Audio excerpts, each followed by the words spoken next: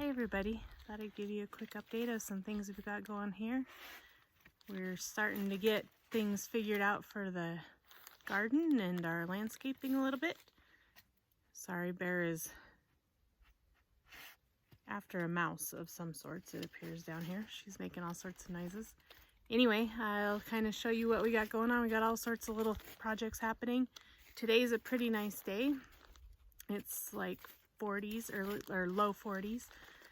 And right now there's no wind, which is nice. However, it's kind of the calm before the storm. We're expecting about 5 to, well, they say anywhere from 3 to 9. We're kind of on the line where they're showing it on the map between the 3 to 5 or the 6 to 9. So we'll see what we get overnight. It's beautiful out today. I'll take you along.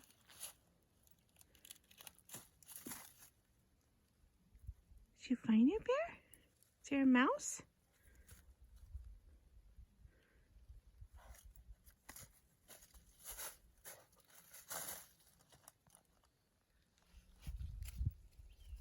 One of the things we've been doing is doing some cleanup that we wanted to do here. There was a big platform up in this tree. You can still see, I guess, on the right side, there's some old boards still nailed up. Anyway, there was a platform there. It was a little unsafe. Things had tilted. It wasn't being supported on one side. So it came down the other day. And now, this is it. I have what looks like a very large stage sitting in the yard. We're trying to figure out what we want to do with it. We're talking about making raised planters out of it. I guess we'll see. There's still some more boards we need to clean up there and a little more tin from the other thing that's missing. It was directly on the other side of this.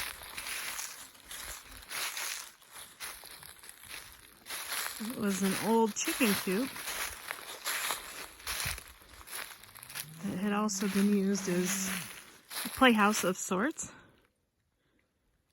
Anyways, we figured out that it was on skids and it was in pretty bad disrepair. It wasn't worth trying to fix.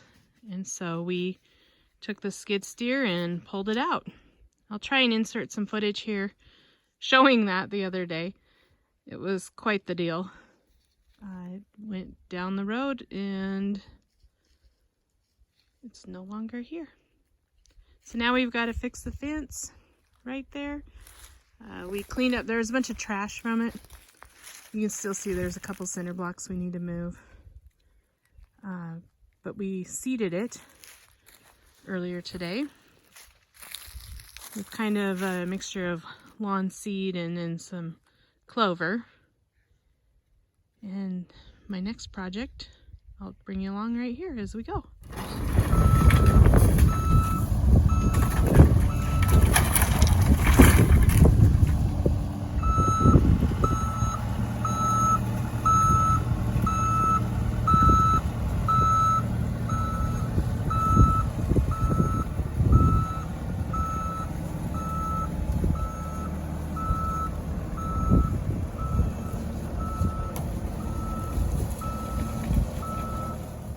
This is my next project. We were up in the mountains last summer and I collected some seeds. So I'm going to try and see what I can do to get them to go. I don't have high hopes. These came from about 8,500 or 9,500 feet elevation. We're nearer to 5,000 feet elevation here. So the chances of them taking are pretty small. But why not? Might be worth trying. Again, it's all an experiment. I'm not sure if you can see that very good or not. That's that scorpion weed. The color is just amazing. I'll try and show it better when I figure out where I'm going to put it and to get it out. This is kind of just a rock garden area we've got that's in the shade for the most part. There's magic. Yeah. Anyway, it seems to me this might be a good place somewhere in here to try some of those wildflowers. Might be a little cooler. I know they're used to a very cold climate. I don't have real big hopes that they'll come up, but I might as well try, right? This is kind of what that looks like. Of course, this is a bunch of different flowers that are all dried out and go up together. We'll see if we got any seeds out of it. We've got peppers started. They're doing really good. We have onions started. More onions started. They're doing well also. And pretty quickly I'll be starting tomatoes. This area over here by that well house, they had to dig up to repair a line that was leaking. The rhubarb was right there in the middle. We're not quite sure that's going to come back or not. And I've brought some of my tubs over here. And I'm going to put herbs there this year. And then I got to get this all raked back out nice. It was clumpy from the mud when they had to dig it up. And my plan is to put micro clover in here and see how it does. And we're starting to see our clouds roll in for our storm. Winds come up. A little bit of blue sky. It seems to be on its way out. Also, we've been hard at work here. Ground is still frozen, so we don't have a whole lot we can do, but there's definitely something. We moved our compost pile, which was previously right here. It's now way out over there next to a pile of manure we brought in. We spread some manure on the beds. It's pretty clumpy. We may have a little much in places, but we'll get that taken care of when it, I guess, unthaws. This area to the left, we're gonna plant stuff in the ground again. We put this manure out because we wanted the snow to settle on it and kind of help get it going. And then we're gonna put a tarp over this area to try and kind of keep any bindweeds from coming up as best as we can. It's always a struggle. These beds here were ones that were existing when we moved in. They're placed here on top of black plastic, and that black plastic has created an issue with a hard pan, I guess, underneath those beds. It acts the same. The water runs to it and then just kind of runs out, and they don't drain well. The plant roots, you can see, I'll show you up here, can't go down as far as a lot of them would like. So what we were going to do was take these beds apart and move them over this area to the right and rebuild them and pull this black plastic out. We're a little hesitant. We started doing that, and then we got to talking, and we're a little hesitant on that because these beds were very successful last year for us, the first year we were here. And what we've heard is the folks that were here before us had a really hard time. They were not as successful. The plants would kind of come up and be doing well and then just turn yellow and stunted and be done, from what we heard. What they believe is going on, or has gone on, is this ground has been sprayed in the past, quite a while ago, with Escort for the herbicide for white top, the weed white top. And they believe there's some herbicide residual still in this ground, and that is where our problem is. we're hoping that residual is gone, or that we've finally rounded the corner, I guess, with amendments to the soil here to help it. We did go in to each of these beds last year and take a piece of rebar, and poke through there to try and create some more holes and drainage. And the rebar is basically like this. It's like that metal that they use in concrete. And that, I believe, helped. So what we did is we started cutting these off. We started taking them apart because we were going to move it. Well, then we changed our mind. So now I think what we're actually going to do is to not rebuild these like they were, to pull these boards, but to kind of leave these as mounds, and we'll just garden in them that way this summer and see how it goes. You can see that black plastic. I've been working on where we can. We've shoveled it. There was some, it looked like some mulch, wood chip mulch over it at some point that had kind of become soil and compost eventually, and we're pulling that off. Right here, let's see if I can get a little better view of it. We've created 3 beds where we were going to put more raised beds. What we were going to do is take the wood from those to build our boxes over here. But instead we've decided this morning that we're going to do, I believe it's called like hugelkultur, more of a mound deal. We've got cardboard and manure so far. This one's got the dirt from that pathway, and we're gonna work on those, see what happens. It's all an experiment. It's my theory on gardening. It's all an experiment.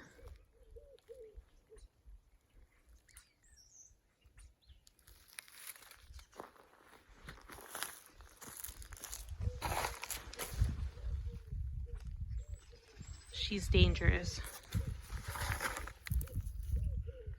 And she's stalking the other cat. Here's kind of a close-up. You can see how those roots ended up growing sideways, basically, through these beds because they couldn't go down. And this bed has garlic planted halfway through it. And we mulched it with leaves we chopped up in the mower really well in the fall. They're still frozen down there. And it's starting to get to where I can kind of dig in there. So we'll see what happens. The garlic comes up. So I think what we might do is make some smaller raised beds out of that lumber from the platform we took down out of the tree, and put those on this right hand side of these kind of hugelkultur beds we're working on. What we're going to do with these is we're going to put branches, sticks, leaves, grass clippings, twigs. We have a secret ingredient we're going to put, and I'll show you that when we get to that point. It's going to be a couple weeks. And then we will replace or put dirt and compost on top and prepare them to plant. And then we're still trying to figure out what we want to do over here. We'll do those little raised beds probably. And then it's likely we might plant some more in the ground over here too. Time will tell, I guess. I guess it depends on how soon we run out of room to plant things. We've got a big garden planned this year. Our plan this year is to do the same thing with this little area. We made little paddocks, I guess you would call them, with electric fence, and grazed my horse out here last year. It was nice. We were able to clean up a bunch of trash that was out there that was uncovered by the grazing. And we didn't have to mow anything. And we've been working on getting things reseeded in here and rehabbed, I guess. And here's our apple orchard. As you can see, I've been doing a lot of cutting in here. I think we're done for the year. We've kind of hit our max of what we think we're comfortable with doing. We've taken a lot out of these old trees, and we're a little worried about shocking them. But we're getting there. This one we took a whole lot out of. This apple tree is amazing. We're pretty sure the cultivar that it is called Wealthy. It's an old one. It's on Siberian rootstock. And we were gonna do some grafting. I've got a bunch more of this Siberian rootstock coming up. Our thought was these trees have been here for probably 80 years at least. And have survived the wind and the cold in Wyoming. It's amazing the way some of them look. And I credit this rootstock. So I don't know the actual variety of the rootstock. And I know the purest way is to know what your rootstock is kind of like breeding horses, and apple trees have pedigrees. Well, this rootstock's great. I don't know what it is, but I know it's successful, and I know I would really like to graft some of these Wealthy apples onto some of this rootstock. We did have a little bit of an issue, still have an issue. A lot of these branches have not had a lot of growth.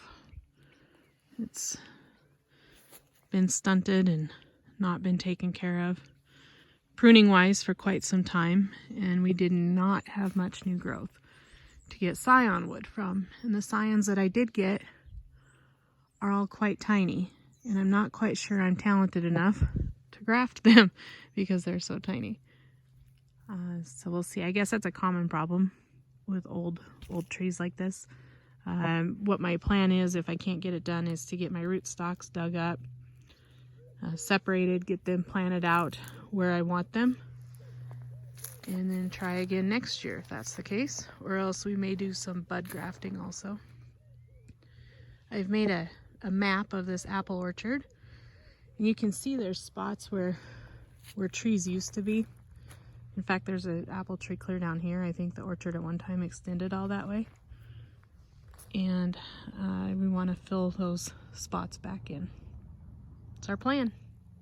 Like, here's a good example. There used to be a tree right there. You can see directly in line with this one. This tree is one we had to prop branches up on last year. And it's safe to say it's seen some better days. It's also safe to say it's seen some fire at some point. It's got a huge cat face in it. It's hard to even depict how far that goes in. It's a couple feet. This tree had some really neat apples on it also. Again, I have no idea what kind they are. They were smaller, almost like a crab apple, but they did not taste like a crab apple. They had kind of a yellow flesh to them. And man, they are good. Oh my gosh. They were sweet, sweet, sweet apples. This is the other tree I was hoping to get some scions off of for grafting.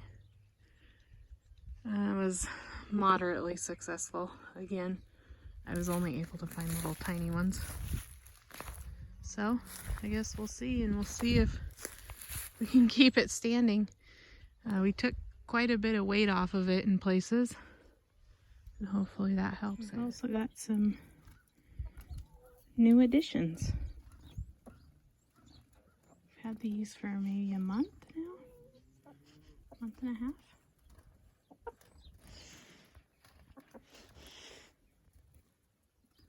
person who had too many kindly gifted them to us. The two whites, I believe, are Delawares. The two yellow ones are Buff Orpingtons. And the two reddish colored ones are Red Laced Wyandottes. They're doing well. What's that saying again about the grass being greener?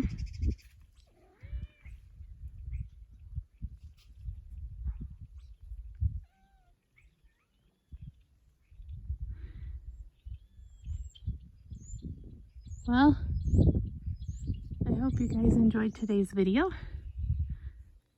Just a short one since we have most of our snow melted off. Just in time to get some more. Keep you updated on what happens. Have a great day and thank you for watching.